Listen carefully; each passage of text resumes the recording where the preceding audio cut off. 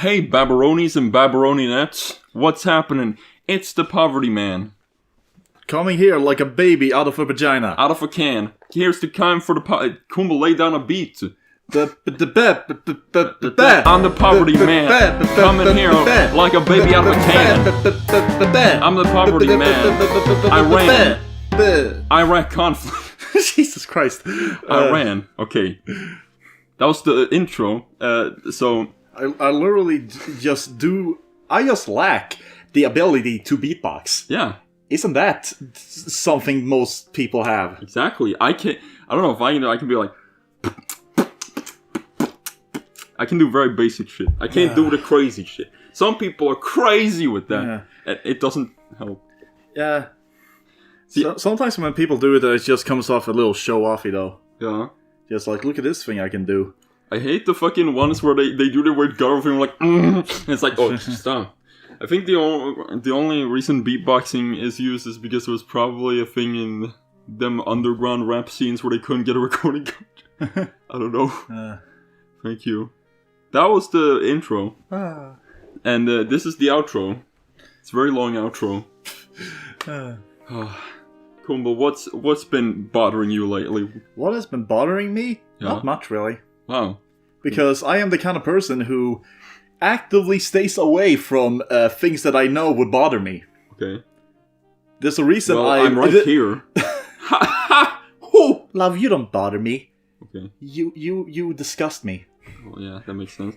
The only people that bother me are the fucking tax boy. He comes in, just kidding. No. I was going to say, there's a big reason why I managed to stay away from shit that would bother me. Yeah. This is a fucking legitimately life-saving tip that I got from Sleepycast. Yeah. Which is to change the trend location on Twitter. Oh yeah. To Japanese. Yeah. So whatever the fuck is on there, I have no idea. Yeah, exactly. I think, and that is, it's wonderful. Yeah, because most of the trends just would honestly just piss me off. Because there'll probably be shit like the new Avengers movie, Avengers 8. Yeah, that was some political bullshit. Yeah. I don't know, man. Some crazy shit. I don't look at the news either. Yeah. Don't look at the goose. What's been bothering me lately has been not much either. But yesterday, some guy called and he was like, "Hey, you want to change your electric network?" And I was like, "Fuck you! Stop calling me." They've called me like fucking 4 times, being like, "You want to change your electric provider?" I was like, "No, I don't wanna." And he called me, he asked that, and I said, "I'm not interested in doing that." And then he continued talking like nothing happened, and I was just like holding the phone like this, and I just hung up. That is so bizarre. It's very beautiful. I've been getting letters in my mailbox sometimes from basically being from other fucking internet providers. Yeah. Being like, "Hey, if you use us, you get a discount." And I'll be like, "I don't fucking care." Yeah. I thought I put a no commercial please on my mailbox for a reason. Exactly.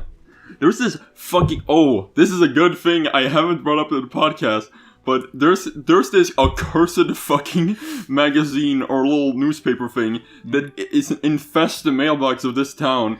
Oh, the magazine? Yes, yeah. It's a little newspaper that's called, I guess, The Magazine, whatever. It's basically local news. Yeah, it's very weird, stupid local news that are boring. Yeah, and it usually has shit like, no duck park open, and it's like... It's really like the shit that, some movies would make fun of. Yeah. Like, the local reporter who has nothing to report on the, it's kind of like, isn't it a thing in, Hot Fuzz? Yeah. Where, the guy there... the journalist? Yeah, exactly. Yeah, it's kind of like that. Pretty much, and here's the thing, that would be a little annoying on its own, but okay, so... the thing that's really bad about it is that it literally kills the paper boys. It kills them because every day because I had experience during this in 2019 summer. I did a newspaper delivery job, and every day we had to deliver a magazine was miserable because usually you get these two gigantic packs of newspaper you gotta deliver, and it's like, okay, that's manageable. I do 2 rounds. With the magazine, you get 4 of these gigantic pack things because you got to deliver the magazine to every single house. Yeah, no, I always found it interesting how they always appear before the actual actual postman. Exactly. to my mailbox. And nobody wants it. Nobody wants it. Except for like old people. Yeah. And every time I get in my newspaper, my fucking mailbox, what happens is I walk into my building, I open the door with the door opening thing, I see the magazine, I walk right out of the door, I put it in the fucking trash, and I walk back in. Yeah. And also, let me tell you, because I had to deliver it so many times, one time, I had a bunch of leftovers of the magazine when I was doing a paper delivery, and I was like, oh, fuck this, and I threw them in a fucking container. Because who wants that fucking free newspaper? I don't know. Dumb. Thank you, I though. wonder if there's a thing where if you could... I wonder if possible, you could like either call someone or email someone or just get in contact with someone to be like, hey, I don't want this in my mailbox. I think you can put the little sign on your thing like, I don't want the magazine. Maybe. I don't know. Who gives a fart anyways? Stupid. That's just local shit. Yeah. Local bullshit. Other than that, not much happened in this town. Yeah. Pretty much. Pretty boring town. Listen, we got some hot breaking news straight off the presses. I'm sitting here like Walter Cronkite after JFK died. I'm sitting here, I'm reading. Jesus Christ. In the news, Doug Episodes has returned. What is Doug Episodes, you ask? A new reboot of the famous TV show Doug? No! It's okay. Combel, I need to make this clear to you. Doug Episodes is a Twitter that I believe started in, 2014 or so. And it's literally, the entire Twitter is tweeting, an episode number, and it describes a hypothetical episode of Doug, the animated Nickelodeon show from the 90s. And they're either existential, beating up on Doug, or like I kind of remember. I do feel like I remember this from back on when we were on Facebook. Yes, and they were. We talked about it on Chilling Skeletons. We must have. But I referenced them in the announcement for my video game soundtrack album, because there's a fucking. I'm gonna give some examples here. Okay. Oh, here it is. Okay, here's an example of a recent one. Episode 502, A Father's Prerogative. Doug's dad, is his name Dennis, walks by Doug's room and sees him watching the Challenger explosion and rubbing himself through his sweatpants. He quietly closes the door and takes a drive around the lake. Jesus fucking Christ. And then there's the first one after he returned, which is episode 501. Watch out for video games. A AAA game studio released a game where the purpose is to earn enough points to burn Doug with cigarettes. The game shows his real address.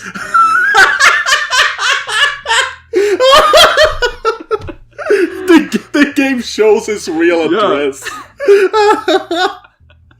Okay. And one of my favorite ones from the old days of the account. Oh, I should mention that the account literally didn't tweet for 5 years. Oh, but one of my old favorites was, what was it? Doug studies for his test, but on his way to go take the test, he falls into a bathtub full of spiders. So yeah, that's the basic tone of the tweet. Oh my god. Oh my god. So yeah. Whoever's running that is a fucking genius. Yeah. Oh yeah, and he made an amazing comment when he returned, which made me laugh really hard. Hold on. This will be the last one, everybody. The whole episode won't be this. Oh, here it is. Author's note: I'm older now and treating my mental illnesses, so these aren't gonna be as funny. Holy shit! Yeah.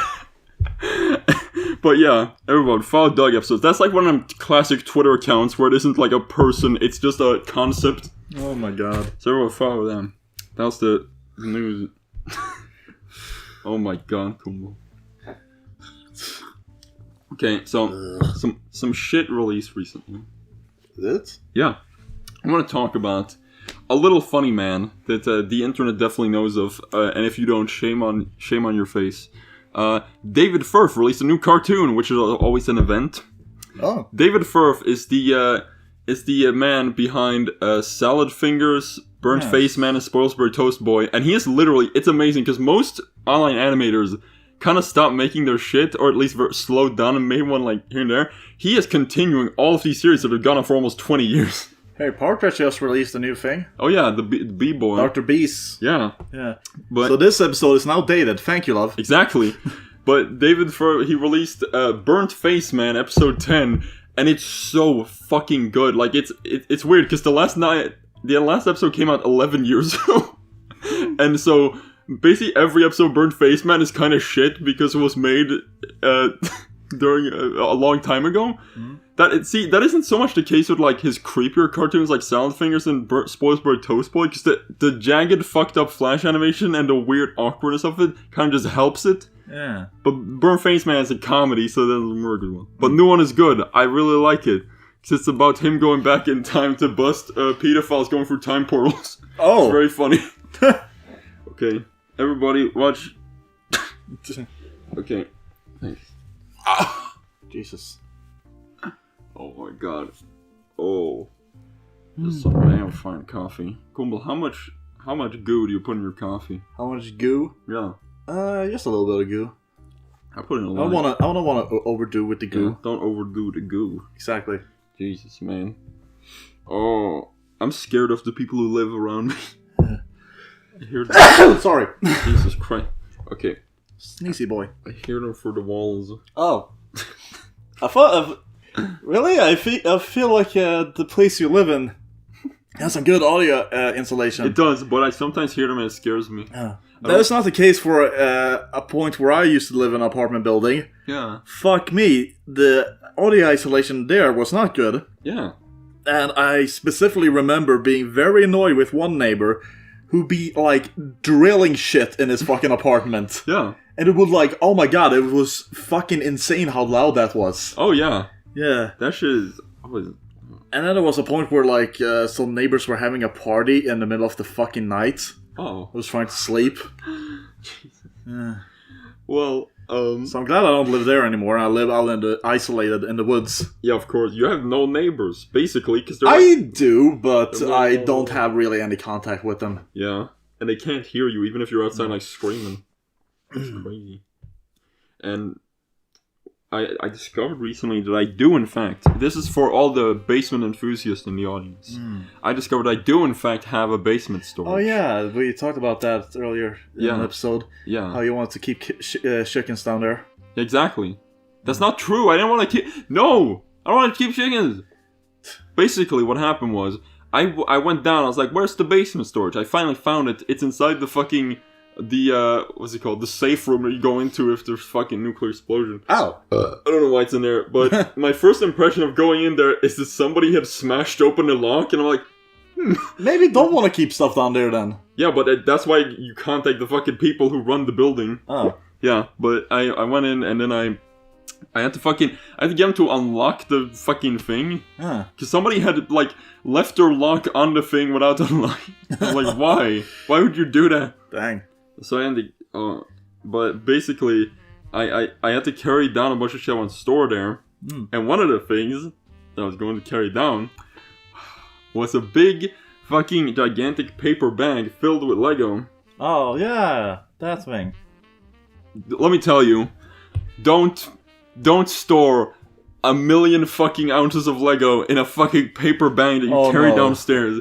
Oh no, love, don't tell me. I started to walk with this gigantic paper bag filled with Lego. I held it in my two hands, and suddenly, the paper bag rips. No! And I hear this. I really wish I could have recorded this sound, because it's honestly one of the most strange sounds I've ever heard.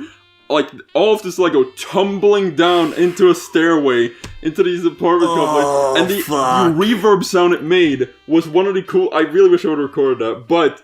It was, I was like, oh, I'm fucked. Oh, man, that sucks. Yeah, and so I had to go get a fucking big box for Lego, and I started sweeping it all up. I was actually pretty impressed at how good of a job I did, because I managed to sweep it all up in like 2 minutes and not miss a single piece. Oh, that's good. Yeah. Because that sounded like a fucking nightmare. Yeah. Otherwise. And I'm glad nobody came out of their fucking apartment. Yes. That was good. What a fucking weird scene that must have been. Hard to explain, frankly.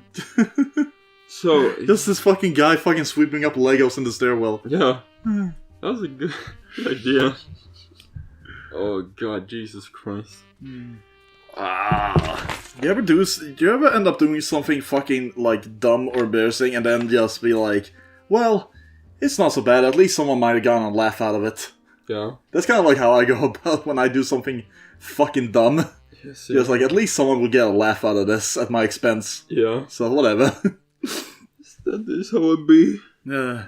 Holy shucking Jesus. Oh. We got more breaking news. This is the breaking news podcast. Because that's... Listen. There was a very important announcement recently. Mm-hmm.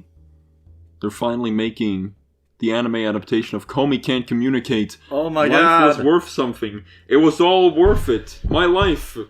And they're I borrowed that manga for a bit and I thought it was pretty cute. Yeah. I liked it. All of y'all who haven't read Komi Can't Communicate, I don't have a gun here I can cock to like make a sound, but think about it. I saw your retweet about it. Yeah. And now a lot of people say it's... People are fucking retarded. Listen. People are like, oh, slice of life, nothing happens. What are you, fucking racist? People say nothing happens in slice of life. It's like, are you fucking idiot? What are you expecting? Fucking big funny explosions, cartoons? That's not the point, you dumb ghoul! It seems like... well... Do you think these people who say this are people who don't really like slice of life animes? They're those kinds of people, and they're also just like, I don't know, annoying fucking ghouls. Well, I enjoy the slice of life animes that we watch, so I fucking look forward to this. Yeah. But... so yeah. And also, I need this because, Jesus Christ, I know you wanted this for a while. Because we talked about in the last few episodes how recent the anime has been terrible. Yeah, we haven't found a lot. Bad. Oh. Yeah. And also, I had to deactivate my Crunchyroll account, but that's besides... No, not deactivate the account, but not renew subscription. Okay. Well, yeah, we can't find much. We haven't watched Card Captor Sakura, though. Yeah, we watched the first few episodes. Yeah. Profiling. I like it. It's cute. Yeah. Though, some of the dudes in it have a little bit of a case of, how you say, yaoi anatomy. Yeah, they're very yaoi. Yeah. They had the fucking, the thing with Studio Clamp is that all their legs are like enormous, like these insect legs. Yeah, they got these really broad shoulders. Yeah. It's terrifying. They don't have those fucking freakish, like, spider hands, though. Yeah, exactly. Yeah. That's good. Fucking hell.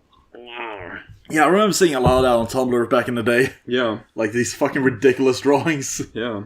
It was just like, oh my god, this fucking guy is wrapping his entire fucking hand around someone's body. Yeah. Like, Jesus. It's real scary. Like, that's some fucked anatomy. It is. Sometimes you just see a porn drawing and you're like, this is just terrifying.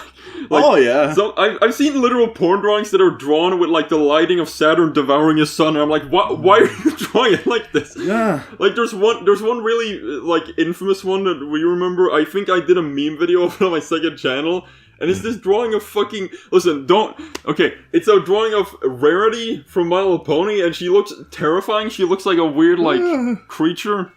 I don't know. Jesus. As I was saying that, I was like, wait a second. Listen.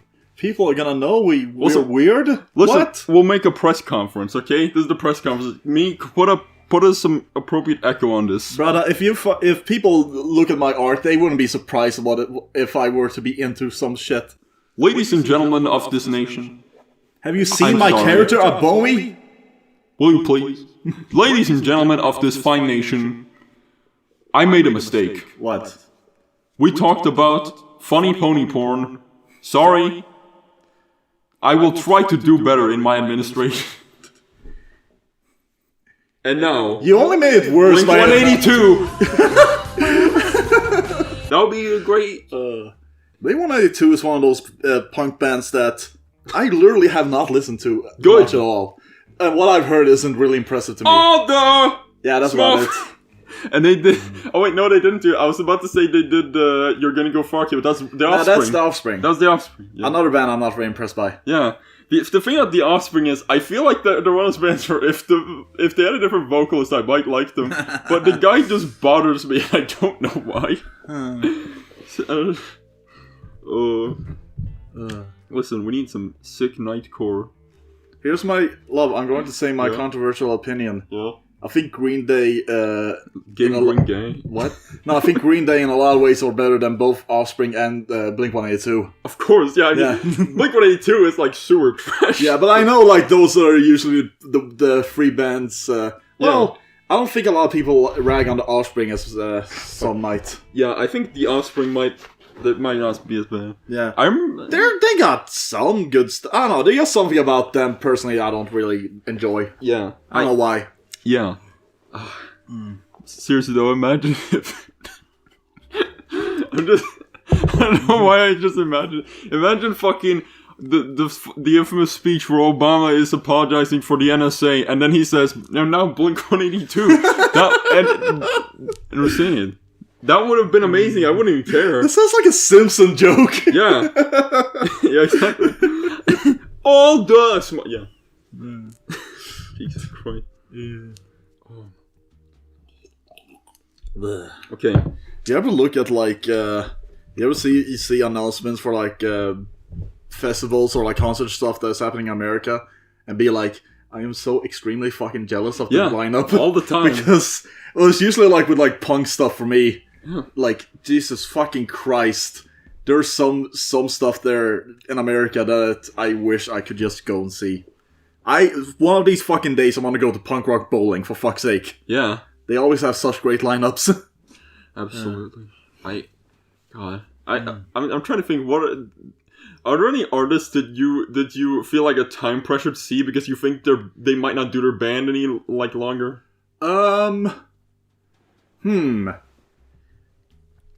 You know?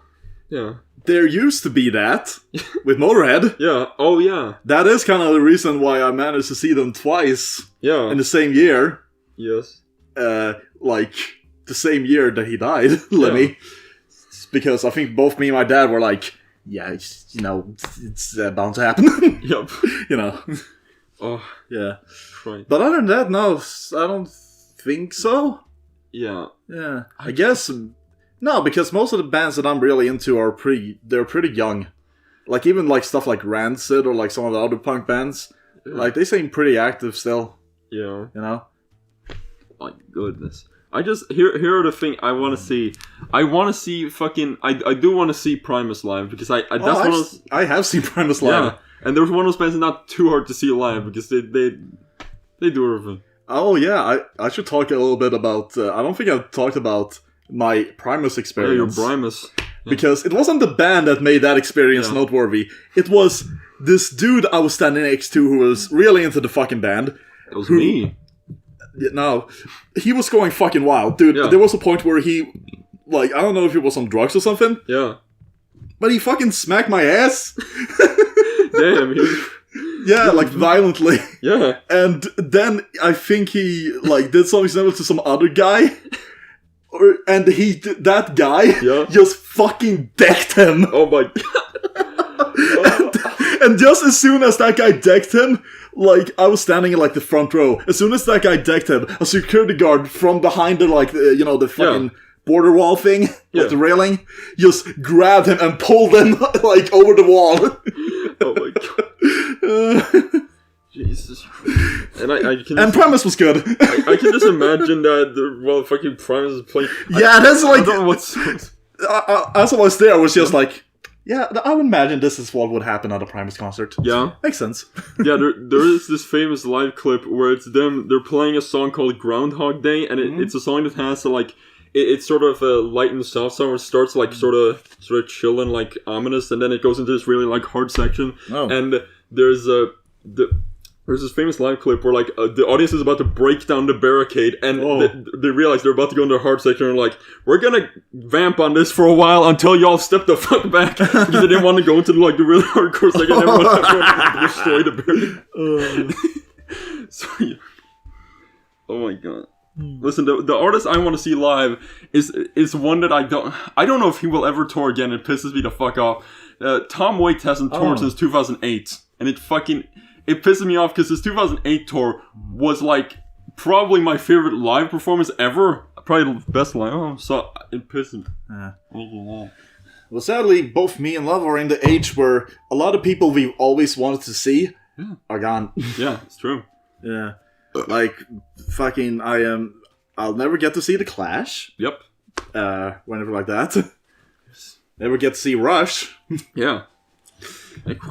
That's definitely those are two of the bands where you're just like, I wish I could be able to see them. Yeah. But I can't. It's true. Jiminy Cricket. Fucking Jesus Christ. Well, so I've noticed something. Mm-hmm. This is all something for the honest to chew on. Wow. I noticed this. Okay, I noticed that whenever I talk to like gamers who are really into like the kinds of games that don't have endings, kind of MMO shit, I've noticed that they're never happy playing games. It's literally like, watching like a guy smoking cigarettes all the time and he doesn't want to, and you're just watching and you're like, man, yeah. I don't know what that. Yeah, no.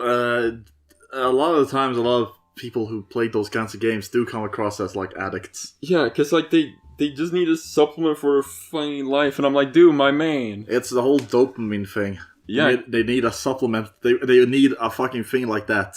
However, for me and Love, we have art for that. Yeah, exactly. Get that kick of dopamine. Yeah, a lot of serious thing. A lot of aimless fucking people on the internet. Y'all need to fucking do art. It doesn't matter if it's shitty. Do it. Yeah, no, seriously. It's better than fucking, I don't know, getting stuck doing that kind of. No, generally, like, I am the kind of person who is like, I think anyone, literally anyone, can just do some art. Yeah. And it does not matter whether or not it's good or bad, because the intention is to just the joy of creation. Okay. Yeah. Like, that's the point. Exactly. And it's seriously, like, if someone were to show me, I made this, for fun, I'll be like, that's great, dude. Fucking keep going. Yeah. I don't give a fuck how it looks. Exactly. I have two policies that I think have majorly improved my life. Yeah. And these two policies are, and I should say, there are exceptions to these, but these are generally my rules. I don't play games that don't have endings, and I don't listen to albums that are over an hour long. But of course there are exceptions. Like, if I really like a band or somebody really like insists on it, yes, I will listen to an album that's an hour long. But generally, fuck you. If your first introduction to an album is like, or an artist is like an hour. Yeah. Like, I can understand that one too. Listen, getting into that. People talk about the album To Be Kind by the Swans, and it's 2 hours long, and I've just never heard of this. Yeah, and I'm just looking at him like, my man, fuck off. Man, a 2 hour long album. Yeah. Jesus. Yeah, I mean, it's weird. This is actually leading into, I have a editorial I'm going to make as soon as I'm done with my animation, and I don't know what to name it yet, but I'm considering the name, Everything You Enjoy is Too Fucking Long. Because I've just come to notice this, that, like, there's this cancerous, fucked up mindset that's put into kids when they're in school, where they have the, minimum essay limit, where you have to make shit as long as possible. And then you have shit like the advent of the CD, where people can put, like, an hour and a half on a CD, and as the funny man in Jurassic Park once said, they spent so long thinking about whether they could, they didn't think about whether they should. And that's that's one of the things that attracts me personally about, like, I don't know, I suppose older albums, is just that they're concise. They had to be concise. They can't just fucking...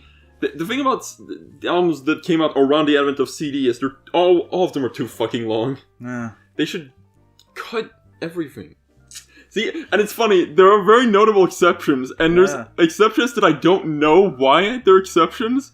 Like, if sometimes it just works. Yeah, like, if somebody told me that Sandinista is too long, I suppose I can't say that they're wrong, but also... It wouldn't be Sandinista if it wasn't. It wouldn't be that. That's what makes it, like, that's something that really makes it special. That and the great music. Yeah. Seriously, I very rarely listen to Sandinista in full.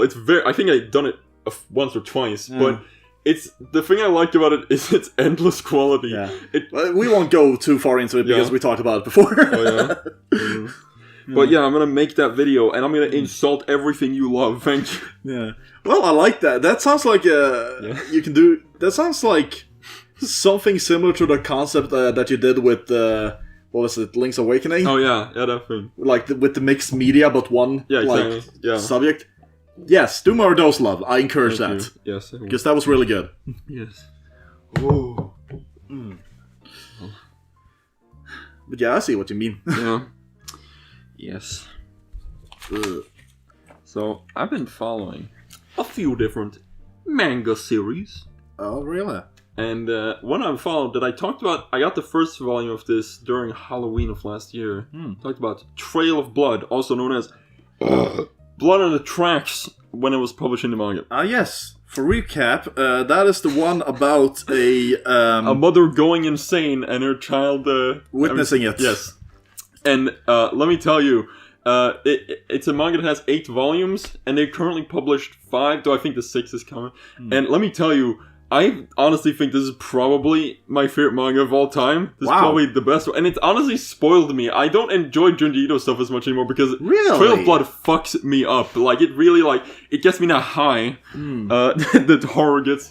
And it's, the thing I like about it is that it's one, it has this insane tension. I said once on Twitter that Trail of Blood has the tension of, like, Breaking Bad Season 4 amplified by 10 times. Damn. And, like, it just gets more and more tense, because, like, I don't know, what was the fucking thing is? And also it gets more abstract as it goes along.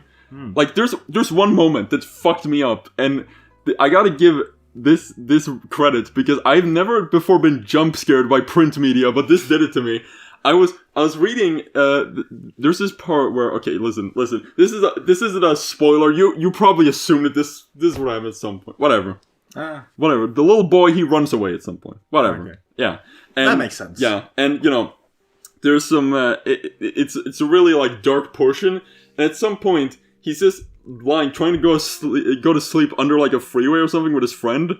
And then I just flipped the page, and the next page is just, like, this full fucking, like, frontal view of the mom's face just staring directly at the camera in this very odd way with this wide-angle lens. I'm like, what the fuck? Why? Why is that there? And then I'm like, and that startled me. But I'm like, okay. And then I flip to the next page, and it's just a closer image of her fucking eyes just staring directly in the thing. And I literally physically jumped. And so yeah, everyone... Damn. Read Trail of Blood, because it gets me that high. The reason I've analyzed this reason, and I think the reason I love horror so much and I get a high out of it is because it distracts me from the horrors of real life. Jesus Christ, love. That's not a joke. That's real. But yeah, because fucking who can worry about fucking what's it called? My the bills or whatever the fuck when I'm thinking about murder. That sounds weird. Jesus Christ. For me, that makes me realize that, hey, life ain't so bad. Media. Exactly. It's usually like World War II movies. Yeah, exactly. Or like any some war movies, but it's just like when you see the struggles that the soldiers have to go through. Yeah. In those wars, and be like, yeah, life's good. Yeah, exactly. Yeah. Boy, good. Anyway, speaking of things to read, I'm currently waiting on. I have ordered the 3 first volumes of the new Sonic comic series. Oh boy! By this what are we called? IDW. They got the one that got the lemur. Have you seen that? Oh yeah. Yes, I'm waiting on those because they look interesting. That sounds great. Yeah. Apparently they're really good. Yeah. I was just like, fuck it, sure. Yeah. Good fun. Fricadocious. I like Sonic. Fuck you. Yeah. Fuck y'all haters. You're gonna go in the comments, talk about haterade? Sogga Bengus. Wow. Dingus. Let's talk about Big Floppa versus Sogga, the big conflict. I was just about to say. Yeah. I know so very little, but... We have never talked about Bingus and Big Floppa on this fucking podcast. Wait, however... I have to ask... Okay, Cole, did I show you the clips of Big Floppa fighting Sogga? No. I didn't show you... I showed it to Adam and some guy. Yeah, I showed it to... Okay, listen. Love, we need to preface okay, what this is. There's a war going on. Put some epic music over this. There's a war going on. Hold on. There's a war going on between the different factions. The factions are Big Floppa, Sogga, what is Big and of course, Bingus. What are Big Floppa and Bingus? Okay, Big Floppa is I think it's a gigantic cat that I think the breed is called Caracal. It's a weird, like... It's kind of like a bobcat? Yeah, it's very large and frightening. And Bingus is a fucking weird naked cat. Yeah. That is completely smooth. And he looks like a big baby. He looks like Mewtwo, honestly. But, yeah, and that was the initial battle. But the real battle, in my opinion, the one that you should be paying attention to, is Big Floppa versus Sogga. Sogga is I believe it's called a serval, which is, they're large cats that look like leopards. Uh-huh. Yeah, they're Minecraft. You know those like weird little very long boys? No. Listen, I'll show you what's the podcast over. But the thing with Big Floppa versus Sogga is they live in the same house, and there are all these videos of Sogga just standing next to Floppa, booping him on the chest, and Floppa just going... And the videos are so fucking funny, especially because they have this owner who's this old Russian man. And he's just, every time they start fighting, he's just like, Mucha, no, he starts talking. And the way Sogga meows is the strangest thing I've ever heard. Go to the YouTube channel Cult of Flop and watch Floppa vs. Sogga. Cult of Flop. Yes, that's all I'm gonna say. It's very entertaining, and the best part of the comments, because everyone's like, dude, Sogga be up in Floppa's shit. Like, my personal favorite video title they have on the channel is Sogga being an annoying dickhead to Floppa like usual. For people who don't know, I am just looking at love with a look of genuine confusion. This is like that meme with Jesse and Walt in the cafe, where he's like, you see, it's a Floppa and Bingus. Jesse, what the fuck are you talking about? Yeah. I don't know, but for me it's just been like this silly, like, little fucking, like, thing that you and all the other people in your fucking Discord server sometimes just have these fucking debates about. Yeah. And it's just like, I'm just, okay, it's like, who's the cutest? What? No, the battle is between who is the stronger human. no, They're not humans! Whatever. I actually don't know who I like more, but the Floppa and Bingus. I think Floppa because he has a more fleshed out character. I think I like Floppa more. Yeah. Because I like that big boy. Large cat, yeah. Yeah. Bingus doesn't have, I don't know, a lot of... Bingus is like normal, frankly. Yeah. Let's stop talking about Bingus Floppa. Yeah. It's... You know what, we should get to the music segment before we get to the... Oh, yeah! Fuck, I feel like we should have mentioned this in the very beginning of the episode. Boom boom. Basically, after the music segment, we are going to just talk about Breaking Bad. Because we finished the series, so we're just gonna talk about it for a while. Yes. So, just so you know. Breaking Bad. That is, yeah, big Breaking Bad thing. Yeah. So, and we're saving it for after the music segment. Yes. Which we will do now. So those of you who are not, who don't want the spoilers, yeah, and for those who don't care, yeah. Okay. So yeah. So we're gonna do the music segment. For those, basically for those people, we're making sure that it's in the very end. Yes. Okay. Yes. First music segment.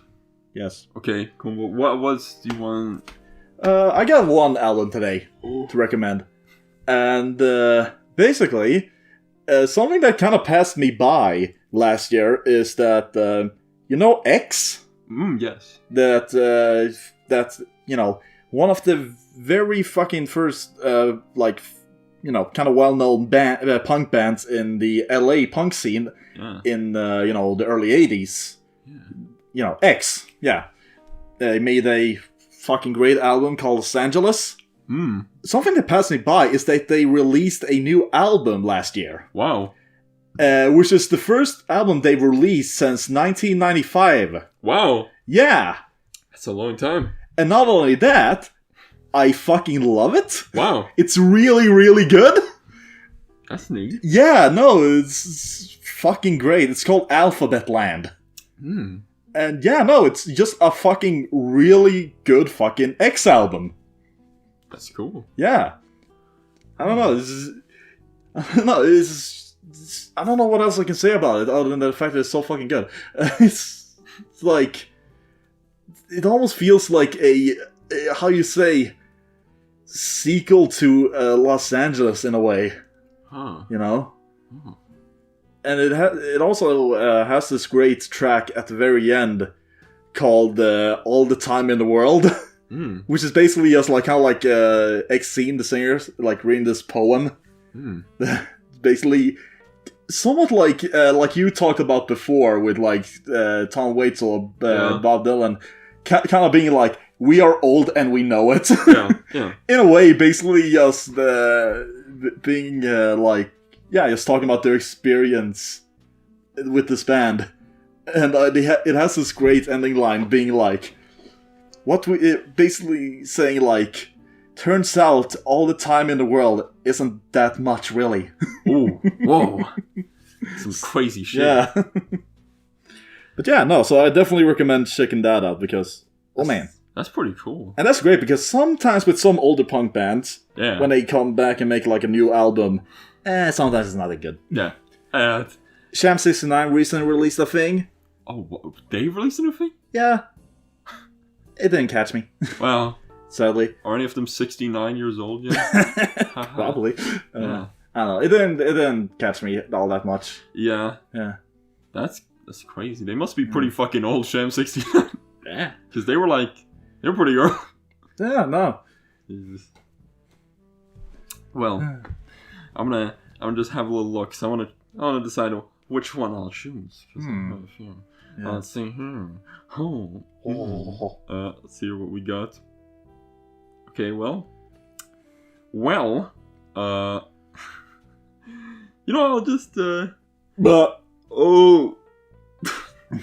Okay, so I'll talk about, I suppose I'll talk firstly about the, It feels like one of those cases where we should have prepared an album trade for this episode. Yeah, exactly.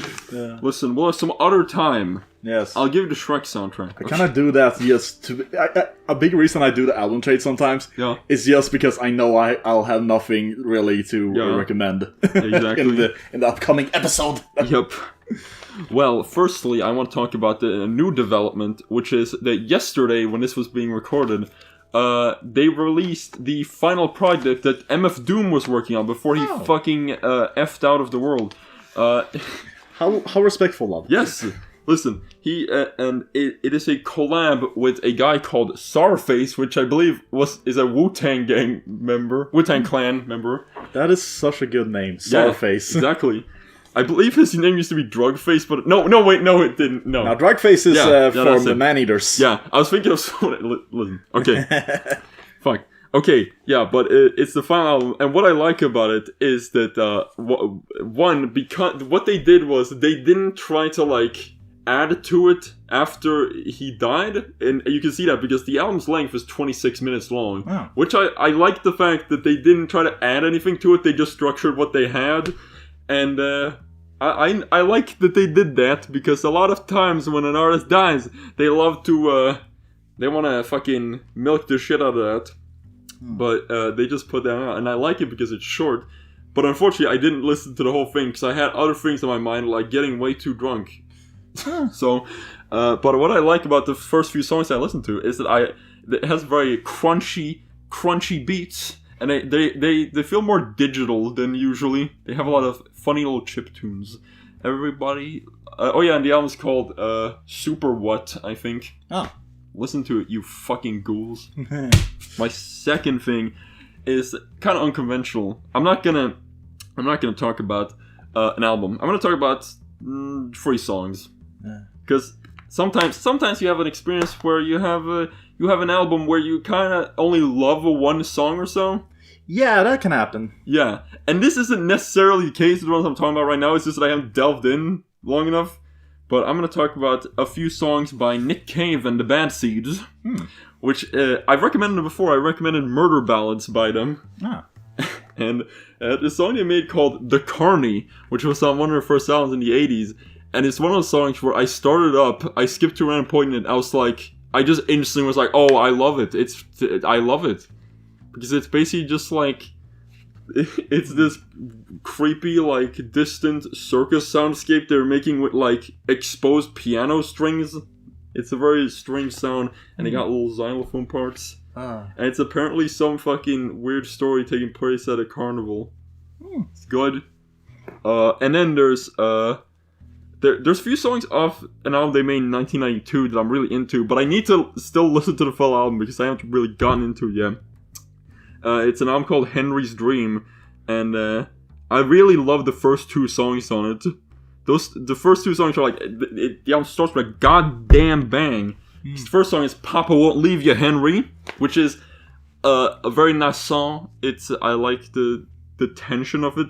And the second song is I Had a Dream, Joe, which is, I love that fucking song so much. Is that the song you're using? Yes, that is the intro song for the Fall for Diabetic Joe series. Anyways, I hope we don't get in trouble for that. Listen, that's why I made it 15 seconds long! And also we didn't get in trouble. Okay, but listen, I love that song, I Had a Dream, Joe, because it's like, I like the chaoticness of it, and the sort of western, it sounds like a western sort of like saloon-y theme. And yeah, I love Nick Cave's vocals. Thank you. That was the thing. Sometimes you can't make brain talk smooth. Yeah, I know, right? Especially with us, because English isn't our first language. English is my 8th language. Okay. Also, I guess I can mention this. Powerplant released a music video for one of their songs. Which one? Evidence. Oh, Evidence! Yeah, that's a good song. Yeah. I will say, though, if you have epilepsy, do not fucking watch it. Yeah, don't. Don't fucking watch it. Oh my god, I'll show you it later. I almost fucking felt like I was gonna have a seizure. Yeah. It's fucking Jesus Christ. Yeah. It's such a fucking trip. Yeah. It's just one of those things which is like, oh, I'm glad to see that they're still active. Yeah. in some way. I like when a band picks the perfect song to make a music video for. When I'm in sync with the band, I'm like, yeah, that song. Yeah. Because Evidence, I think, is the best song off that EP. Yeah. I definitely feel that same way with like some other that I mentioned before, like Maneater's they have a music video for Baptized in Spit. And, as I mentioned in the previous episode, I believe, with the Chubby and the gang all along the Uxbridge Road. Yeah. Well. Well, it is time. Big spoiler alert. Everybody, leave if you haven't seen Breaking Bad, or if you're planning to watch Breaking Bad, then you don't leave. Yeah. Okay. So basically, for those who haven't watched Breaking Bad, this is the end of the episode. Yeah. See you later, everybody, because this is a big spoiler section. Yes. Okay. And for all the people who have seen Breaking Bad, you'll enjoy this probably. Yes. Okay. So, we're gonna do it a little chronologically, I suppose. Yes, basically. We're not just, we want to make sure it's not just us rambling. Yeah, so but it'll be a little bit of that too. I'll start with the way I discovered Breaking Bad personally. Yeah. Because I first discovered Breaking Bad in, I believe it was August 2013, which was, I believe, right when the final episode aired. I started watching it right as it was stopped airing. And I think the thing that made me start watching is because a lot of my animator friends at the time were into it. A lot of my Swedish animator friends who I haven't talked to in like 8 years. I need to... Listen, if you're any of these people, send me a message, okay? But I started watching it. I downloaded it off the legitimate DVD buying site. And I remember that was at the time when I had this shitty little laptop, and so I would just like sit in my funny little bed and I would watch the first few episodes, and it was one of those things where I couldn't stop watching it. Sometimes you just get into something where you can't just stop after one thing, and so I kept going. But actually, little me, I was actually I started to get bored at some point in like season 2 or so, and that was actually, I think, like the first time I watched Breaking Bad, I was like 15. And my media comprehension skills were fucking dog shit. I was a fucking idiot, and I was like, I wasn't very perceptive, and so I probably like, I don't know, there were a lot of like little things I didn't pick up on, and so I was like, what the fuck, what's going on? It's like, because like here's the thing, Breaking Bad is a subtle show. It doesn't hit you in the face with. That is definitely true. but if you're a retarded little boy, then you're just, I don't know. But that's funny because I feel like a lot of you just moved the table. I feel like a lot of people that how you say wouldn't be like how you say. How do I say normie without sounding like a meme? Normie? Without sounding like a meme loser. Fucking normie? Basically, like, my brother and my mom had watched, like, Breaking Bad before I ever had. Yeah. You know, and they loved it. Yeah. And they aren't usually the kind of, you know, savvy when it comes to a lot of media stuff. Exactly. Yeah, but I kept watching, and I finished the show in early 2014, and I was like, this is Pog. And then I rewatched it like 6 times over the next few years, and I was like, oh. Yeah. And now I guess we'll get into my experience with it. My experience with it was essentially... being pestered for years. Yes. Be it not just by you, but like people around always talking about like, oh, this is the best show ever. And I was just like, it probably is. I just haven't really gotten around to it. But then eventually, me and Love did end up watching it. We started watching it in like summer of 2019. Yeah. And the thing I remember about that time was we were watching JoJo Part 2 and Breaking Bad on the same night. Yes. And we had this fucking poisonous, horrible concoction that we would drink during that time. That was like, I think that was the only time I ever puked from drinking. Jack Daniels? Jack and Coke? No, that was the time we were drinking Jägermeister and Dr. Pepper. Oh my god, That's a poisonous fucking combination. Here's the thing, it tastes pretty good, it like goes down pretty well, but it's not supposed to be. But yeah. But anyway, basically, yeah, so we eventually started watching it. And I liked it quite a bit. Yeah. However, I did. There was some stuff with like in the earlier part of the series with the family drama that every time it cut to like some family drama thing, I was just like, I was a little bored.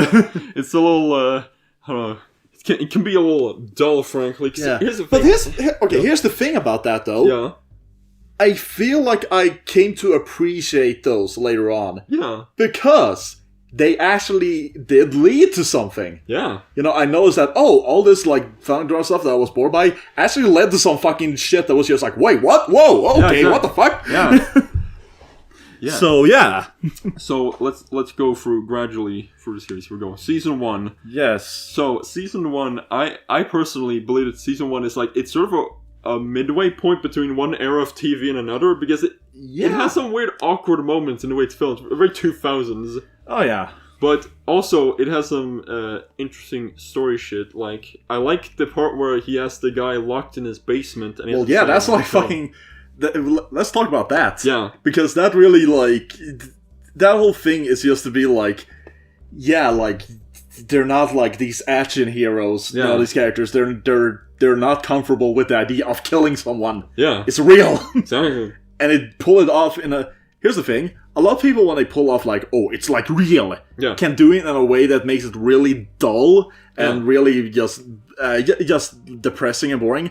Breaking Bad can manage to make it feel so fucking real, but also very, very entertaining. Yeah, exactly. In a lot of ways.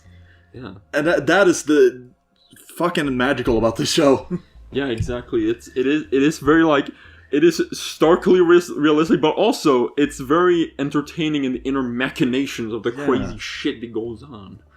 And, but yeah, so basically just like... And that is like a perfect... That whole segment is like a perfect build-up for what is going to happen later on, which is the idea of like, they've taken so long for them to just kill these guys. Yeah. Yeah. And, Season 1, you know, we get introduced to Tuco. Yes. And he, after watching the series, he's so like, he is the definition of what I call small fry, compared to what we get later on with like antagonists. However, I do but at the same time, he is threatening. Yeah, because he reminds me of a lot. He feels real in the sense that like he's just fucking insane. Yeah. And there's... I think my favorite early episode of the series is the episode Grilled, which is the one where they're trapped out in the desert in a little house. Yes. With the, like, crippled 90-year-old who's trying to tell his fucking insane meth-addled, like, nephew that these people are trying to fuck with you with his bell. And it's so goddamn tense. Yeah, no, exactly. Just man, fuck that whole fucking moment is great. Yeah. It's very it's that Hitchcock principle, which is he said this quote at some point about how there's two kinds of ways to do a scene. One scene is where two guys are having a conversation, and then after 3 minutes, a bomb suddenly explodes, but it's really surprising. But there's another way to do the scene where you show the bomb under the table, then you zoom up, and the guys are talking for 3 minutes, and the entire 3 minutes you're going, oh no, and that's the thing. Yeah, that's the sort of principle they're employing. Everybody. Yes. Okay, so I feel like we really fucking went ahead there. Yeah. Because I want to talk about like some of the side characters. Oh yeah. Basically, before we start getting into some of the later season stuff. Yes. Basically, let's talk a bit more about Walt's family. Okay. Let's go character by character. Yes. Let's start with Skyler. Oh yeah, Skyler. Skyler is one. Skyler's one of those characters that at the beginning, like, I fucking despised. Yeah, because she felt very suffocating in the way she was like. But then, as the time went on, I grew to like her a lot more. Yeah. In later seasons. Yeah. Because she starts and also understand her situation a lot more too, like empathize with her. Yeah, exactly. Because the thing is that the show does this amazing switcheroo where it wants you, it sort of like lures you into like you're rooting for Walt, and then slowly like towards the end you sort of be like, oh no, I've been on the wrong horse. Exactly. Yeah, and. Yeah, and that's when I also like that Skyler is weirdly good at like being a criminal. Yeah, exactly. Like very careful with. Like later on, like once Skyler becomes more involved with Walter's activities, she really becomes like the fucking like the criminal mob boss like wife. Yeah, who has like people Yeah, exactly. Dealt with. Yeah. And the thing with Skyler that I came to like later on that's opposed to Walter is that she doesn't have this weird macho ego thing going on. That too, yeah. She's just like, I don't want to I don't want to go to prison. Yeah, exactly. And that, yeah. But that's Skyler. Yeah. That's Skyler. Okay. Let's talk about Walter Jr. Walter Jr. I like Walter Jr. I think he's a fun little man. But the thing is, this is the one thing I will say about Breaking Bad. And it's like, this is the only criticism I can say about the writing, is that I don't think the Breaking Bad writers that necessarily know how to write teens very well. Because like... No. So many teen characters in Breaking Bad are the most stereotypical. Like, Walter Jr. will literally be like, fuck you, mom and dad, goes into his room and he starts listening to like alt rock. It's like, what the fuck? He is like a bit of a brat, honestly. Yeah. But I a do... little spoiled. Yeah. But I do like his general thing. Yeah, no. Yeah. And I like how he's a mischievous boy, but he doesn't, I don't know. They don't make him, like I was saying, like, he's a little bit of spoiled, a little bit of a brat, but he's not insufferable. Yeah, exactly. Yeah. And, yeah. I find I just find the choice interesting that they would want Walt to have a son that has cerebral palsies. I find that interesting. Because I don't know, it's just an interesting choice. Yeah. But, yeah. That's pretty cool. And I also like the whole thing, like... At some point, it definitely feels like... How you say... Jesse kind of replaces Walter Jr. as a son to Walt? Yeah, that is one thing many people catch on to, that Walt slowly starts to see Jesse as his son. More than Walter Jr. Yeah, exactly. And like, there's like a few moments where he just refers to him as like, son, you have to get out of the darkness. Like, what the fuck? Yeah. And, yeah. So, that's Walter Jr. Yes. Let's talk about Hank. Oh, yeah. Talk about Hank. I like Hank. Yeah, I like Hank too. Hank is... I really like Hank. Yeah, he's a real cool kind of guy. Because what I like about him is that he's the perfect opposite to Walt. Because early on, he seems like a kind of a meat-headed guy. He's like, ooh. Yeah. He definitely strikes me as like the perfect like uncle character. Yeah, exactly. Really. Yeah, I like him as an uncle. Yeah. cool. But he reminds me a bit of like some uncles I have. Yeah. But yeah, as I said, early on he's kind of this, meat-headed, like chucklehead. Yeah. And there's a character trait of his that I think they immediately had to snip after, like, season 1, because they were like, oh, wait, we're supposed to sympathize with this character. But I think in season 1, he has, like, several moments where he's just, like, openly racist. Do you remember those? Yeah! Yeah, it's just, they had to just, like, kind of cut that off in season 2 because they were like, oh, shit, wait, he has to be a likable character. But, and the thing about Hank that's very interesting is that he turns from, like, kind of like chocolate meathead to a fucking, like an absolute fucking, like, galaxy brain fucking investigator. He is so fucking dedicated to the whole thing, and, and it's so weird, because, like, in some ways, you don't even know why he's so invested, because there are many moments in the series where it seems like a clear end to the case, where, like, he really didn't need to keep going, but for some reason, he just felt something. He was like, I don't know about this one. Yeah, no, exactly.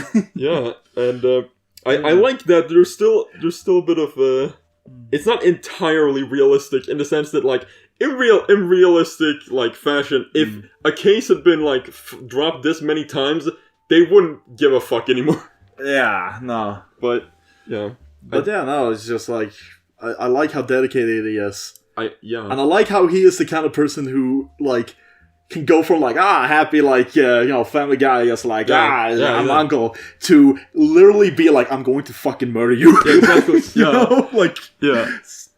He can be fucking intense. Yeah. At some points. And one thing I like is that there's this great, like, I think it's like 2 or 3 episodes in season 3 where he, like, he starts to get really frustrated with Jesse and Walt, because, like, they're using, like, really weird psychological tricks, like calling, there's the whole part where, like, they're about to, like, destroy the RV. Yeah. And, Hank has, has chased them down to the fucking scrapyard. Exactly.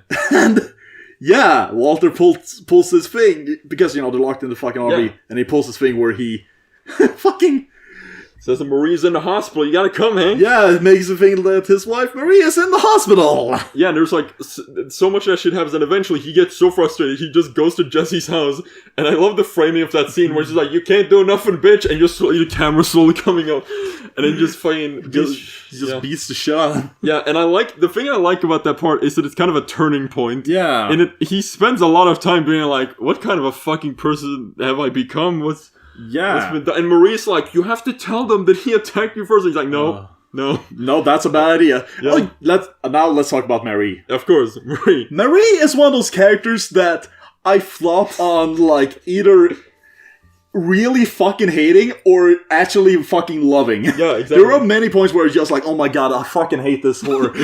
And then just be like, you fucking amazing son of a bitch. Yeah, exactly. Yeah, sometimes he's generally funny, Yeah, exactly. As a character. The thing I like about her is that she is definitely supposed to be intentionally unlikable. There are some fucking... There's subtle bullshit. Yeah. Where she was like, I definitely get, like, how you say, weirdly annoyed with her fascination with the color purple. Yeah. That is a thing that never is brought up. But you see it in background how everything is, like, all her kitchen appliances and bullshit like that is purple. Yeah. She always dressed in purple. It's just like, oh my fucking god, this is so unbearable for some reason. Yeah, exactly. But on the other hand, she has some interesting moments early on. Like, one moment that I've had pointed out to me that I've been thinking about is when they're talking about Walt and how he's going to get his treatment and all that. And, and Marie's the only one who says, I think Walt should be able to choose what he does. Yeah. And then Skyler just gets really mad at Marie. And just like, what? Yeah, no, there are moments where Marie is just like, Yeah. Is a person you can be like, yeah, you got a good point. But then there are points where you're just like, no, Mary, that's a horrible idea. Dude, do not, no. Yeah. I did... Like, because he is a whole, like, her whole thing is, like, she's, like, super gossipy, like... Yeah, exactly. Oh, yeah. And there's this whole thing from where she can't keep a secret. Yeah, exactly. Yeah, but... And, the many points where she's just, like, trying to give Hank, like, telling Hank what to do with, like, police business, and him being like, no, you don't understand how this works. Yeah, exactly. You know, that's just gonna make things much worse. Yeah, but every now and then, when she talks about that, she does actually make a good point. Like, when Hank starts to, catch on to Walt, and Hank's like, I can't come in with this until it's full, and Marie goes, well, if you don't come in with this and they catch him before that, and they find out that you had this under your nose the entire time, then you're going to be fired immediately. Yeah. And it's like, kind of a point there. Yeah, no. Like, that's the thing that's so interesting about a character like Marie. Like, yeah, she is honestly one of the more... She is one of those characters that at the beginning I didn't think was gonna be a character that really started, like, that I started to get really interested in. Yeah. It's weird. Exactly. Yeah. I do... One last thing about Marie. I like the part in the middle of season 5 when he gets... Jesse starts living in with Hank as a living guest, and Marie's just cool with it, because like, okay, we're gonna fucking get Walt. Yeah, he said... Oh man, I love that moment where Jesse's just like walking out of the bedroom, exactly. and she just stops in the hallway, just like, do you want a coffee? Yeah. He's like, yeah. Okay. Yeah, exactly. You can notice she's not comfortable with this, but she's just like... if it's to get Walt, I'll deal with it. Yep. Oh, okay. What character next? Well, we covered the family. Yeah. Let's talk about Jesse. Yeah, let's talk about Jesse. Holy shit. Poor Jesse. Poor Jesse. He is fucked with so hard by Walt. He uses him so much. He is probably like... Honestly, out of all the characters in the show, Jesse is the one Walt just fucking... just absolutely ruins. Yeah. The worst. He gets the worst of it. Yeah. In a lot of cases. And the fucked up part is Walt loves him. Yeah, that's the fucked up part. But, it's... Yet, he does some of the most despicable shit to Jesse. Number 1. Let's talk about Jane. Yeah, exactly. Yeah. When Yeah. When she fucking overdoses and Walt's just stand there. Yeah, not just that. Doesn't he, if I remember correctly, put a fucking pillow over her face? No, Something... I can't remember exactly. That didn't happen. No. I'm trying to... Who was that? It might have been someone else. I don't know. Yeah, but... No. Basically, Walt is the reason Jane died. Yeah. And goddamn, fucking Jesse is just so fucking ruined for so many episodes because of that. Yeah, that was the first... He's just fucking... Oh my god, he's out of it. That was the first big turning point where I was like, whew, that's intense. Yeah, and there's just shit where he keeps calling her number to hear her voice in the voicemail thing. Yeah. It's just like, oh, that is so fucking sad. Yeah, it's really sad. And, but also, I think the most... I'm trying to think I think one of the most fucked up things Walt did to Jesse was forcing him to kill Gale. Yeah, that definitely. Because here's the thing. It's weird because I get the logic of why they felt they had to kill Gale, but Gale was innocent by all accounts. And on top of that, it really was unnecessary. Yeah, in the end. Their suspicions were wrong. Yeah, exactly. Really. Yeah. And I feel bad because Gale is I like him. He's a nerdy little guy. No, he is a complete... And I think that's intentional. He is such an innocent guy. Yeah. And it's fucked. The Gale killing fucks up Jesse really hardcore. Yeah, exactly. Yeah. Yeah. But honestly, I think one of the really fucked up things, this is around the end. Yeah. Where, well, of course, there's the whole thing where Walter poisons a child. Poisons Brock. And the fucked up part is, in the episode, when Jesse comes to confront Walt with the gun, and he's just like, you poisoned Brock, and he's like, why would I do it? And Walt actually gives a logical explanation. Yeah, I believe him. I genuinely believe them. Yeah. You know?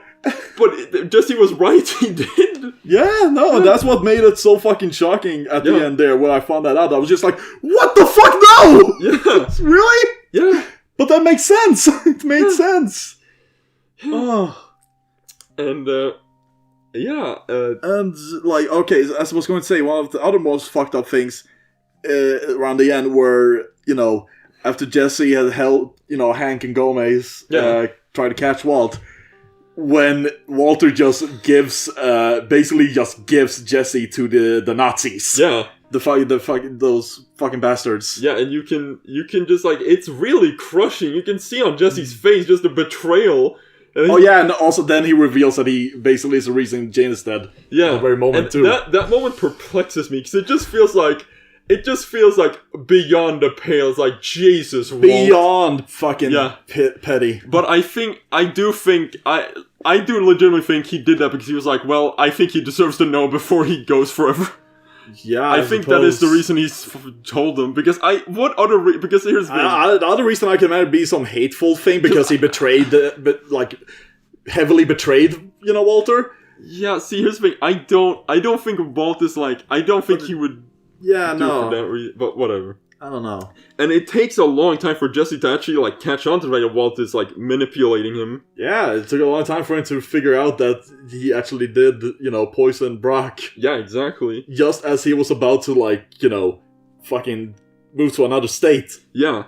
I really like the scene where Walt's setting up the new lab towards the end, and he's just like, he's still manipulating Jesse. He's like, Jesse, like, I never agreed to this, and he hands him the ghost, like, well, can you help me? And just like, no, I'm leaving. And then Walt's like, you're not getting your money. He's like, I don't care anymore. And he just leaves. And Walter's so pissed. Oh, yeah. And that was a really satisfying moment, so I was like, yeah, fuck you. Oh, yeah. That's the thing about... We haven't even talked about Walter. Yeah. Let's talk about Walter specifically now. Oh, boy, he's a dude. He goes through fucking waves. Yeah. I feel. Okay, like we have in the beginning where he's just like kind of a loser. He's the most normal like guy. Yeah, no, he's so fucking normal and just like, oh, he's way over his head. It's just like, he shouldn't be doing this. Then he turns to like trying to be this tough like, criminal while being super fucking pathetic. Yeah. This is after the whole divorce shit with Skyler. Yeah. And he's just like, oh my god, he's such a pathetic loser for such a long time. Yeah, because there is the portion of the series where he is doing bad things and he's a bad guy, but like he's pathetic kind of. Yeah. But the real scary shit is when he gets really good at being a criminal. Yeah, just around the after the whole speech of like, I'm the one who knocks. Yeah. That is when he turns to just like, oh. Yeah. Just absolute fucking evil. Yeah, I mean, he like, you start to realize at some point that he is motivated by this weird ego and like macho shit to like, the money becomes irrelevant at some point. Yeah. Because there are so many points where he could have left, but no. Yeah, no. But, yeah, and then in season 5, he gets really creepy, frankly. It gets very scary. Like, the scenes with Skyler at the beginning of season 5 are creepy. Oh, yeah. Really disconcerting. They're like the Shining shit, frankly. Yeah, really. But, and then, towards the end of the series, he comes to this peak of evil, and then towards the end, he kind of breaks down. Yeah, he's like, okay. He's just like, fuck it. Yeah. I'm gonna die. Yeah. And I love that thing. But I mean, he basically just admits to Skyler. Yeah. Where it's the whole thing where it's just like, I just want to say, the reason I did all this, and she's like, if you save it for the family, and it says, it was for me. Yeah. Sweet. I liked it. Yeah. Yeah, that was a good ass moment. Yeah. He's just like, he just did it for the ego. Yeah, exactly. Really. And I was really like, there's something really satisfying about the fact that he got the money to his family. Yeah. Because that was one of those things that was really big tension with that throughout the series. I was like, I don't know, is he going to be able to do that? Yeah. Yeah. But and that makes me want to talk about two other characters. Oh. Badger and Skinny Pete. Oh yeah, Badger, Skinny Pete. I like them. They're like... I said this while we were watching it. I was just like, these two strike me as the kind of guys who would have a podcast. Yeah, exactly. Yeah, because they'll just be moments where they randomly talk about like video game zombies. Like, it's like, yo, no, the fucking zombies in Left 4 Dead are like way better than the ones in Resident Evil. The thing I like about that discussion is that it seems the writers, they knew what they were talking about. Yeah, they talked about the story for Resident Evil 4, like, you're with this girl and you have the guy. It's like, what the fuck? What? I like the fact that they are actual, like, kind of... They feel very loserish in a very appealing way. Yeah, exactly. And I like that they get into the AA thing. Yeah, that is such a, like, small, funny thing. Yeah. Where it's just, like, I love the scene where they're walking out of AA meeting where it's just like, oh, it's free donuts. It's just exactly. Like... And it's just be like... Step 8. Yeah, and you see, like, they are doing the whole rehab thing because of free donuts, aren't Yeah, they? exactly. Yeah. And yeah, the thing I noticed is that like as Jesse becomes more broken by Walt, there just becomes this big divide. Because like in season 1, Jesse was very much like Badger and Skinny Pete. Yeah. They would hang out and they would be like the same character, and then like towards the end you just see Jesse is just like this monotone like... Yeah, no, like as I was saying, when they were talking about like this stuff, you know, Badger and Skinny Pete just talking about these random discussions, we'll have just Jesse sitting on a couch just like dead-eye, just like, what the fuck? Yeah, I don't care. There's Star Trek episode my favorite line from that Star Trek episode part is when he says, "I've got this Star Trek script. I gotta write it down." Is all. It's all just fucking retarded. Yeah, exactly. But yeah, this bench. Let's get to the best comedic relief character. The best one. Yes. Saul. Yes, Saul Goodman. Saul Goodman is like, he's up there. He's one of my favorite characters. Because like I've noticed there isn't a single like moment with him that didn't land. Like every time he's in a scene, I'm like, this is fucking great. Like, it just feels like, you know, his whole office thing feels like the setting of a sitcom. Yeah. With, you know, with Bill Burr and, you know... Exactly. Bill Burr's in there and Shul, and it is very, it's very sitcom. Yeah, it feels like the setting of a sitcom is happening there. Yeah, exactly. Yeah. And he feels very much like a GTA character in a way. Yeah, that too! Especially with the ads on the TV. Oh yeah, no, definitely. Yeah, that's right, he definitely feels like a fucking GTA character. Yeah. And he definitely has some of the best like lines in the series, and my favorite parts are when he has to deal with these psychos. And Yes. like for example, at the end when Walt's like, "We're not done until we're done," he's like, "You know what? I think it's over. You should probably just accept." Yeah, exactly. And Yeah. God. Let's talk about Mike. Yeah, let's talk. Mike is a cool man. Mike is definitely one of my favorite characters because I love how he's so always in a state of fuck this shit. Yeah, exactly. Yeah. It's like everyone around me is a fucking moron. He's very dead inside. Yeah. And it's this weird thing where like I think he might be one of the more moral of the villain guys. That definitely, yeah, like, because he has a very strict moral code that he goes by, and it, like, I don't know, but it's a weird one, but you know. Yeah, because he's both like this very professional like fucking killer. Yeah. And also, you know, just like grandpa. Yeah, he's a grandpa. He's, you know, granddaughter. Yeah, and he definitely did not deserve to be shot like that by Walt. Fucking Jesus. Yeah, that was one of those things where it's just like, this was unnecessary kill for a reason to make it feel like, yeah, this was unnecessary. That was the point of no return, really. Yeah. But the thing with Mike is that I like that he's kind of the good version of Walt that he wants to be, in that like he.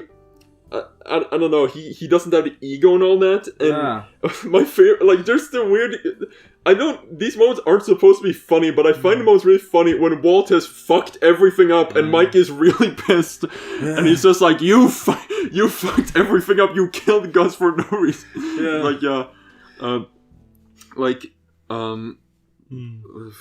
What am I saying here? And the thing I also like is that Mike very early on recognized what Walt's deal is. He knows, he's like, this guy.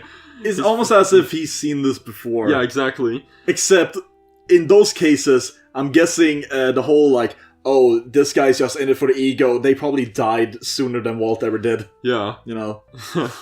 And what I like also is that Mike is like the true father figure to Jesse.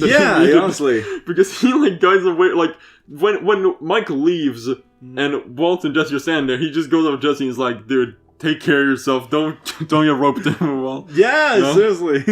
And almost like a stepdad. Yeah, in exactly. A way, yeah. You know? Like who's way fucking smarter than the original dad. A lot of dads. Yeah. A lot of dads in Breaking Bad. Many dads. What is this, Breaking Dad? Huh. Yeah, am I right? Walt kills him for no fucking reason. Yeah. And, I think this is in my opinion, might be the biggest tragedy of Breaking Bad. And I don't know. It's the fact that Mike didn't get his money to his fucking daughter. Yeah, to his, granddaughter. Yeah, granddaughter. That's fucked up. Yeah. Because he worked for so many years. That's the main reason he did it. Yeah. Kind of. Yeah, and he actually gave a fuck about that. Yeah, it was very close to having that happen. Yep. What kind of ruined that? Yep. And there's one scene that fascinates me, and it's one of those things where it's when Gus, you know, he the infamous box cutter scene. Yes. Where he, you know, fucking kills the guy in front of them. I love the fact that there's a shot of Mike at first, and it's Mike being completely just caught off guard, and that's freaky. When Mike is completely caught off guard, that's when you know shit's bad. Yeah, and this leads us to talk about Gustavo. Yes, Gustavo is. Oh, I think he might be the coolest villain of Breaking Bad because he is generally fucking scary at times. Really scary in the sense like he comes off. He has his demeanor of the, you know, very professional businessman. You know, he's good at hiding his tracks. Yeah, very good at just lying to you in your fucking face. Yeah, exactly. You know, and also very good at being a genuine psychopath. Yeah, he is like Jesus Christ. Wait, I don't know.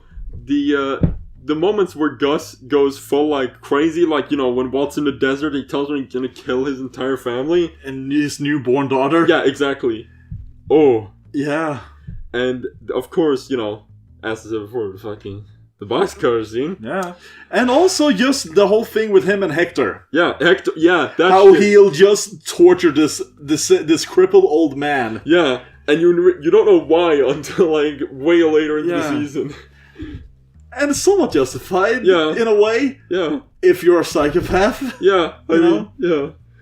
And it's like, I get it, but it's still fucked up. Yeah, exactly. You know? I mean, Hector's not a good guy, though. He's a fucking bastard, too. Yeah, I mean, the Salamancas are fucking insane. They are fucked. Yeah. Oh, man, the twins. Oh, the twins, yeah. They're fucking scary. Yeah, they're really They're like, generally, like, Terminators. Yep, they are, yeah, exactly, Terminators, and they barely say anything. Like, no. They get like one or two lines, and and Hank fucking yeets them. Yeah. In a very cool scene.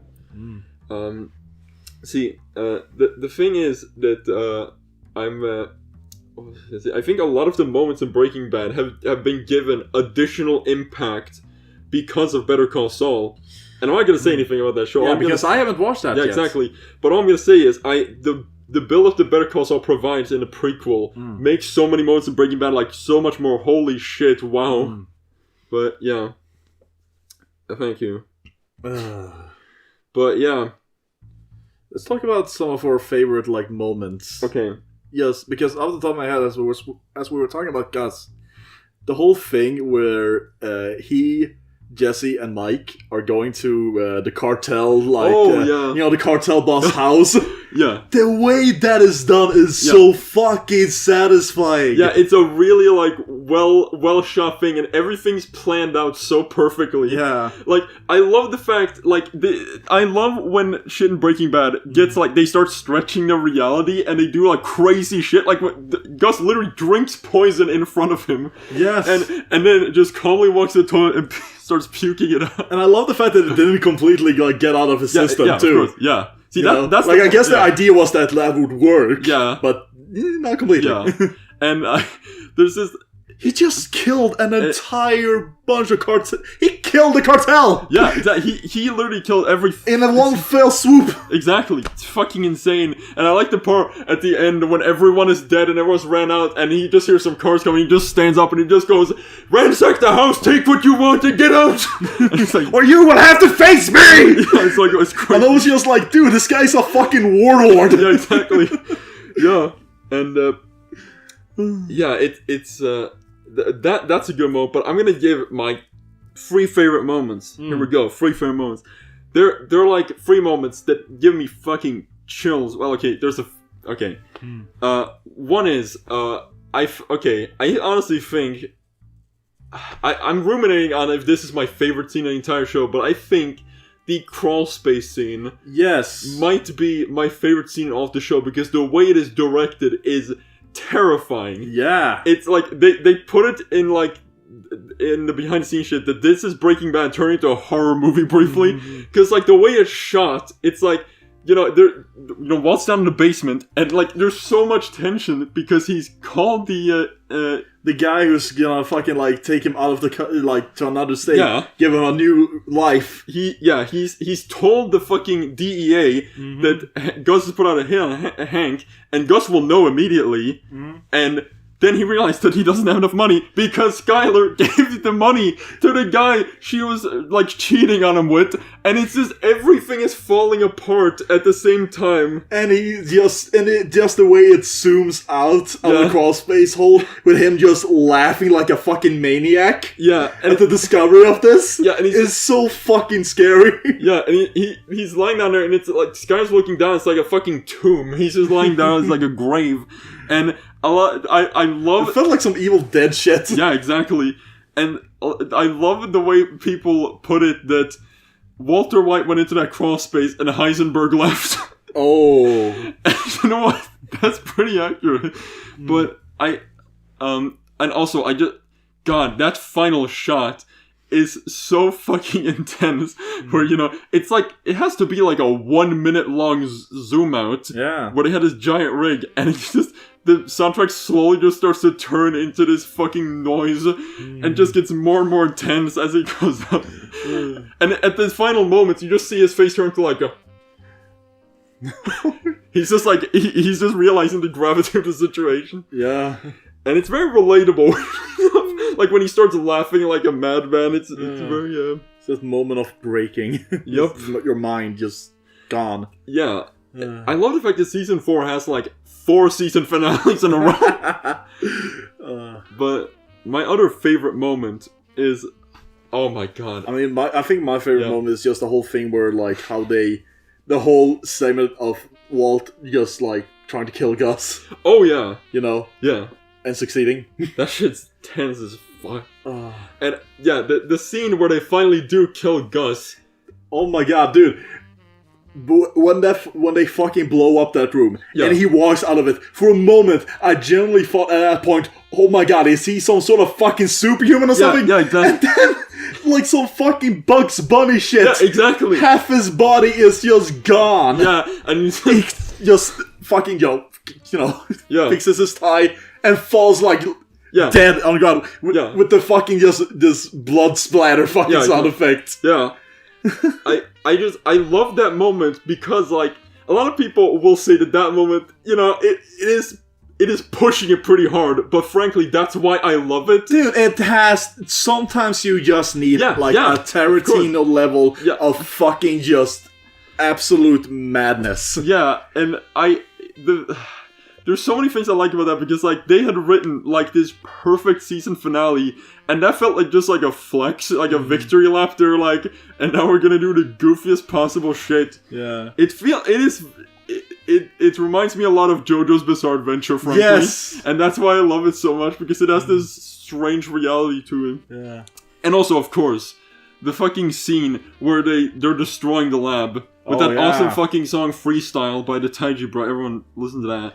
But it's such a satisfying moment where they're just blowing the entire thing up. I just want to add. Yeah? I love this running thing in this series where, like, they'll have, like, them doing some fuck shit accompanied by some, like shit, like, happy, like, jazzy, like, song. Yeah. I love that's a running theme throughout this series. Yeah, exactly. Yeah. Other than that, I think one of my other favorite moments is definitely, the end. Oh, yeah. The fucking... Just like the whole thing where Walter had rigged this, like, fucking machine gun. Yeah. Just fucking kill all the Nazis. Yeah. Just the fact, I remember how you were fucking saying to me, like, did you ever think we would get to this point? Yeah. Where Walter would mow down a room full of Nazis with a machine gun. Yeah, or a robo machine gun. Yes. It's like, it's so insane and it's such a beautiful scene. And I love the fact that Jack specifically survived. And he's just there like, the amazing thing is that like people point out, Hank died, he didn't beg when he died. He died and he was like, fuck you. Yeah. And they shot him. like Jack was just begging him. It's like, well, I know. Wait, I know. So, I know how you should get your money, and Walt just like, yeah, just like, yeah, just so lazily, just like, bang. Yeah, exactly. And I really love the final scene, the when he goes into the lab and play the song "Baby Blue" by Badfinger, and it's such a good final scene. Yeah. Because I don't know, it's very emotional. He has the lab there, because that's what it was about to him. He was like, the science. Yeah, the big science. And I also just like the final shot, because it's sort of it's in a way sort of mirroring the crawl space shot, but it's more of a content. Yeah, it definitely like reminded me of Cowboy Bebop. Yeah, oh yeah. Yeah, and that's the reason it got so emotional when I so much Cowboy Bebop, because I was like, oh no, they're doing it, this Breaking Bad. There you go. Okay. Anyway, final character we're gonna talk about. We're not gonna talk about every one of them, because we're just gonna talk about some of the major ones. Oh yeah. Todd, everybody. Todd is the most likable character. I hate Todd. Yeah, Todd is the worst. Todd was sort of designed, I must imagine, to be like just the worst. Because like he's a child murdering Nazi. Yeah, exactly. And it's so weird because like there's so many strange little aspects to his personality, because he is one of those creepy people who like I don't think he knows that murdering people is like some big thing. He thinks that it's seriously, like he first comes across, and that's why it's so shocking. It's like he comes across as like just this normal fucking guy. Yeah. Really chilled out. And then that all changes when he just murders a kid. Yeah. Just for getting his name wrong, Tommy O'Shane. Okay. Listen. Okay. Yeah, but I think you should end this episode with that shot, with that thing you did. Yeah, I'll put that in. Yeah. Okay. Yeah, but and the thing about Todd is that like he's a very tragic character in a way, because you can see the people he was raised by, this family of Nazis, his fucking uncle, and they're all these fucking amoral psychos who just come from Nazi prison gangs, and it's so clear that Todd was never like, they never taught him empathy or moral, anything like that. Yeah, no. He grew up in this fucked up like environment, but a thing I find interesting is he has a crush on Lydia, but it's kind of low key. Yeah. And I think the reason he has a crush on Lydia is because she's the only mother figure he's ever had in his life. Yeah. Lydia is also a fucking character that's I hate. Such a piece of shit. Yeah. And that's so funny, because when we first introduced her, I feel sympathetic for her, because Mike is about to shoot her in the face, and she's like, she's like, no, I gotta take care of my daughter. My daughter's just like being tucked into bed while you have a gun in my face. Yeah, and she's like, no, Mike, don't shoot her. And now I'm like, Mike, why didn't you fucking shoot her? She's the worst. I just love that, like, we're kind of in a role of Walt and Jesse in that we're like, what's going on? And Mike's like, you don't realize. I don't know. Yeah. But, and yeah, she tries to have Skyler killed, and she's like, when Todd doesn't, she's like, you didn't finish. I was like, fuck. No wonder Walt killed her in the end. Jesus. Yeah, no. So, yeah. And the way she's killed is so satisfying, too. Yeah, exactly. With the ricin. Yeah, exactly. It's very nice. But, yeah, that's pretty much it. Yeah, final thoughts? I love this series. It might be my favorite. I don't know. I definitely feel now like I am just like, why did I neglect this? Because this is generally one of the best things I've ever fucking seen. It's one of those things where it's just like, yeah, people were right. This is the best thing ever. Yeah. This is a fucking like a magical trick of a fucking show with how they pull off a lot of writing in this. Yeah, exactly. A lot of the twists and turns. Pretty insane. It's so fucking satisfying. Yeah. So I guess look forward to a sequel of this segment in a long time when we watch Better Call Saul. But first we need to like kind of just like cool it and watch something more wholesome like Cardcaptor Sakura. Yeah. Yes. But yeah, that's the thing. Yes. See you later, paisanos. Bye. Ah! How do I do this? Press the square.